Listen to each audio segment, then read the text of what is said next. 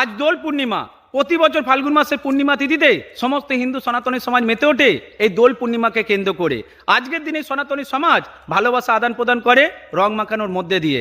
আজকের দিনেই ভগবান শ্রীকৃষ্ণ ব্রজধামে সখীদের সঙ্গে আবির খেলায় মেতে উঠেছিল। আবার এই দোল পূর্ণিমাকে অনেকেই গৌর পূর্ণিমা বলে পরিচিতি দিয়ে থাকে, কারণ আজকের দিনেই শ্রী চৈতন্য মহাপ্রভু এই পৃথিবীতে জন্মেছিলেন। তাই শ্রী চৈতন্য মহাপ্রভুর জন্মতিথি উপলক্ষে অনেকেই দোল পূর্ণিমাকে গৌর পূর্ণিমা বলে থাকে।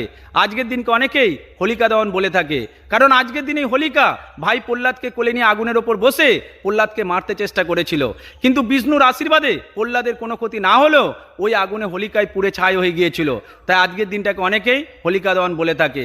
আমাদের সমাজের এখন চর্চিত বিষয় হলো চন্দ্রগ্রহণ পড়েছে, সূতককাল চলছে, তাই রং খেলা যাবে না। দেখো, এই প্রথমবার যে সূতককাল চলছে তা নয়, 1997 সালে সূতককাল ছিল, 2024 সালেও যে দোল পূর্ণিমা ছিল তাতেও সূতককাল ছিল, তারপর আমরা রং খেলেছি। সূতককালের অর্থ হলো শুভ কাজ করা যাবে না। আর এই সূতককাল শুরু হয় চন্দ্রগ্রহণের ঠিক 9 ঘন্টা আগে আর সূর্যগ্রহণের ঠিক 12 ঘন্টা আগে। কিন্তু এই সূতককালে ভালোবাসার মানুষটাকে একটু রং মাখালে কোনো ক্ষতি হবে না। আজকের দিনে সমস্ত মানুষকে আমার পক্ষ থেকে হ্যাপি হোলি। সুস্থ থাকবেন, ভালো থাকবেন।